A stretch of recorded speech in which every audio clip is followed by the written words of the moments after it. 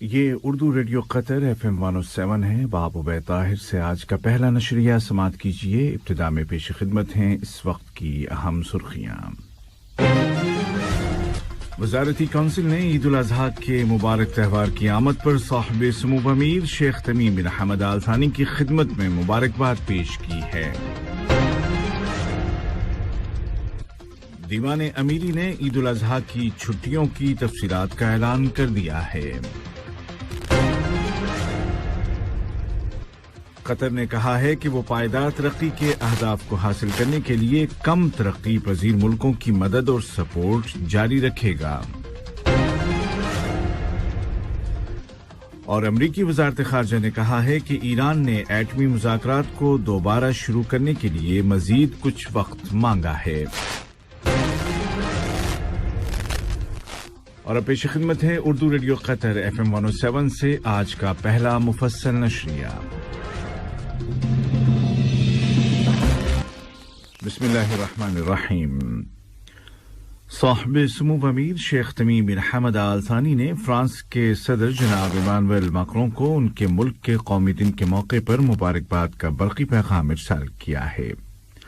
نائب امیر شیخ عبداللہ بن حمد آل ثانی نے بھی اس موقع پر فرانسیسی صدر کو تہنیتی تار روانہ کیا۔ وزیر اعظم و وزیر داخلہ شیخ خالد بن خلیفہ بن عبدالعزیز آل ثانی نے فرانس کے وزیر اعظم ڈاکٹر جان کیسٹیکس کو اس موقع پر مبارکباد کا برقی پیغام روانہ کیا ہے۔ فرانس کے قومی دن کے موقع پر قطر فرانس تعلقات کے حوالے سے بیان دیتے ہوئے فرانس میں قطر کے سفیر شیخ علی بن جاسم آل ثانی نے کہا کہ دونوں ملکوں کے باہمی تعلقات میں مزید مضبوطی آئی ہے اور ہم نے دو طرفہ تعاون کے تمام پہلوؤں پر تفصیلی انداز میں غور و خوض کیا ہے۔ وزیر اعظم و وزیر داخلہ شیخ خالد بن خلیفہ بن عبدالعزیز آل ثانی کی صدارت میں کل ہونے والے کیبنٹ کے اجلاس میں کابینہ نے عید الاضحیٰ کے مبارک تہوار کی آمد پر صاحب سمو امیر شیخ تمیم بن حمد آل ثانی کی خدمت میں مبارکباد پیش کرتے ہوئے دعا کی کہ اللہ تعالی صاحب سمو امیر کو صحت و سلامتی کے ساتھ یہ تہوار بار بار دکھائے اور ان کی قیادت میں خوشحالی اور ترقی کی راہ پر چلتے ہوئے قطر اور قطری عوام کو اور پوری عرب اور اسلامی اقوام کو ہزاروں عیدیں دکھائے۔ بعد ازاں کابینہ نے کورونا وائرس کے پھیلاؤ کو محدود کرنے کے لیے ملک میں نافذ احتیاطی تدابیر کو جاری رکھنے کا فیصلہ کیا۔ کابینہ نے قطر ٹورزم کی جانب سے ہالیڈے ہاؤسز کو ہوٹل اپارٹمنٹ کا درجہ دینے کے بل کو بھی منظوری دی۔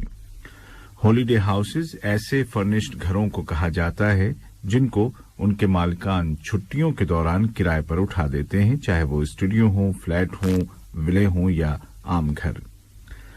کابینہ نے کہا کہ اس طرح کے گھروں کو زیادہ سے زیادہ مسلسل 30 دنوں کے لیے ہی کرائے پر دیا جا سکے گا۔ اس کے بعد کیبنٹ نے ایجنڈے پر درج دیگر موضوعات کا جائزہ لیا اور ان کے متعلق مناسب فیصلے صادر کیے۔ دیوان امیری نے اعلان کیا ہے کہ وزارتوں اور دیگر تمام سرکاری اداروں میں عید الاضحیٰ کی چھٹیاں 8 ذی الحجہ سن 1442 ہجری بمطابق 18 جولائی 2021 سے شروع ہوں گی اور اتوار 25 جولائی 2021 تک جاری رہیں گی اور ملازمین پیر 26 جولائی سے کام پر واپس آ جائیں گے۔ دیوان امیری نے مزید کہا کہ قطر سینٹرل بینک اور دیگر بینکوں اور مالیاتی اداروں کی چھٹیوں کا تعین قطر سینٹرل بینک کے گورنر کریں گے۔ اسلامی دنیا کا ثقافتی دارالحکومت برائے سن 2021 دوحہ کی مناسبت سے آرگنائزنگ کمیٹی نے اس ثقافتی تقریب کو یادگار بنانے کے لیے 4 ڈاک ٹکٹ جاری کیے ہیں۔ وزیر ثقافت اور کھیل جناب صلاح بن غانم العلی نے ڈاک ٹکٹوں کو جاری کرتے ہوئے کہا کہ یہ ٹکٹس ہماری ظاہری قومی شناخت کی نمائندگی کرتے ہیں۔ انہوں نے کہا کہ یہ موقع ایک خصوصی کلچر فلیش پوائنٹ ہے جو دوحہ کے عالم اسلام کے ثقافتی دارالحکومت ہونے کی حیثیت سے جاری کلچر ایونٹس کا حصہ ہے۔ معاون وزیر خارجہ اور وزارت خارجہ کی ترجمان محترمہ لؤلؤہ بنت راشد الخاطر نے کہا ہے کہ قطر پائیدار ترقی کے مقاصد کے حصول کے لیے کم ترقی کرنے والے ملکوں کی سپورٹ جاری رکھے گا۔ ان خیالات کا اظہار انہوں نے انڈر ڈیولپنگ کنٹریز میں سسٹینیبل ڈیولپمنٹ کے اہداف کو زیادہ بہتر انداز میں پورا کرنے کے موضوع پر منعقدہ ایک خصوصی تقریب کے دوران کیا۔ اس تقریب کا اہتمام قطر ترقیاتی فنڈ نے گلوبل گرین گروتھ انسٹیٹیوٹ کے ساتھ مل کر کیا تھا۔ وزارت صحت نے اعلان کیا ہے کہ کورونا وائرس کے مزید 116 کنفرم پیشنٹ صحت یاب ہو گئے ہیں اور اس طرح اس بیماری سے ریکور ہونے والوں کی کل تعداد 2,21,665 ہو گئی ہے۔ ادھر قطر کے قومی ویکسینیشن پروگرام کے تحت اب تک 34,52,235 ڈوز لگائے جا چکے ہیں۔ کورونا وائرس کے پھیلاؤ کی روک تھام کے لیے قطر کی کوششیں کامیاب ہو رہی ہیں اور کورونا مریضوں کے لیے مخصوص مسعید اسپتال میں دوبارہ عام میڈیکل سروسز شروع کر دی گئی ہیں۔ اس اسپتال میں داخل تمام کورونا پیشنٹ صحتیاب ہو کر ڈسچارج کیے جا چکے ہیں۔ یہ خبریں آپ اردو ریڈیو قطر FM 107 سے سن رہے ہیں۔ لبنان کے صدر کے دفتر نے اعلان کیا ہے کہ صدر میشیل عون نے نامزد وزیر اعظم سعد الحریری کی جانب سے حکومت سازی کے متعلق ایک نئی تجویز وصول کی ہے۔ اس تجویز کے مطابق کابینہ میں 24 وزراء شامل کیے جائیں گے اور توقع ہے کہ آئندہ چند گھنٹوں کے دوران اس تجویز پر صدارتی دفتر کا جواب بھی آ جائے گا۔ امید کی جا رہی ہے کہ اس کے ساتھ ہی گزشتہ تقریباً 9 ماہ سے جاری حکومتی تعطل ختم ہو جائے گا۔ نامزد وزیر اعظم سعد الحریری نے کہا کہ ان کی وزارتی تجویز ملک کو دوبارہ کھڑا کرنے اور معیشت میں آنے والی شدید گراوٹ کو روکنے کی صلاحیت رکھتی ہے۔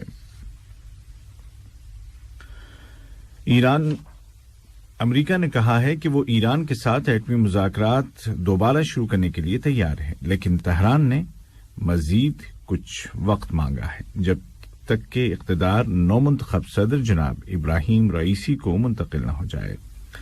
اس سے قبل واشنگٹن نے اعلان کیا تھا کہ امریکہ ایران کو اس کے فریزڈ بیلنس کو استعمال کرنے کی اجازت دے گا تاکہ وہ کوریا اور جاپان کا قرضہ ادا کر سکے۔ اسی دوران میں ایرانی صدر جناب حسن روحانی نے کہا ہے کہ طہران اس کے ایٹمی پلانٹ کی ضرورتوں کے مطابق یورینیم کو 90% تک افزودہ کر سکتا ہے۔ واضح رہے کہ یہ افزودگی کی وہ سطح ہے جہاں یورینیم کو اسلحہ سازی کے لیے استعمال کیا جا سکتا ہے۔ البتہ ایرانی صدر نے واضح کیا کہ ان کا ملک اب بھی مذاکرات کو دوبارہ زندہ کرنے کی کوشش کر رہا ہے۔ سوڈان کی عبوری خود مختار کونسل کے صدر جنرل عبدالفتاح البرہان نے کہا ہے کہ النہدہ ڈیم کے مسئلے سے نمٹنے کا واحد راستہ بات چیت ہے۔ یہ بات انہوں نے یورپی یونین کی ایلچی محترمہ ڈینٹ ویبر کے ساتھ ملاقات کے دوران کہی۔ واضح ہے کہ النہدہ ڈیم کے حوالے سے سوڈان اور مصر اور ایتھوپیا کے درمیان اختلافات بڑھتے جا رہے ہیں۔ ایتھوپیا نے النہدہ بند کو یک طرفہ طور پر بھرنے کا اعلان کر دیا ہے۔ اور امریکی وزارت خارجہ نے کہا ہے کہ افغانستان میں امن و امان کے قیام کے لیے دوحہ میں جاری افغان مذاکرات اور سفارتی ذرائع ہی واحد راستہ ہیں۔ وزارتی ترجمان نے کہا کہ عالمی برادری میں طالبان کو ڈپلومیٹک چینلز کے ذریعے ہی تسلیم کیا جائے گا، نہ کہ ہتھیاروں کی طاقت کے ذریعے۔ ادھر کابل میں افغانستان کی وزارت داخلہ نے اعلان کیا ہے کہ سرکاری فورسز نے اسپن بولڈک نامی علاقے کے قریب ایک سرحدی علاقے پر قبضے کے لیے طالبان کے حملے کو ناکام بنا دیا ہے۔ آج کا پہلا نشریہ ختم ہونے سے قبل اس وقت کی اہم سرخیاں ایک مرتبہ پھر سن لیجیے۔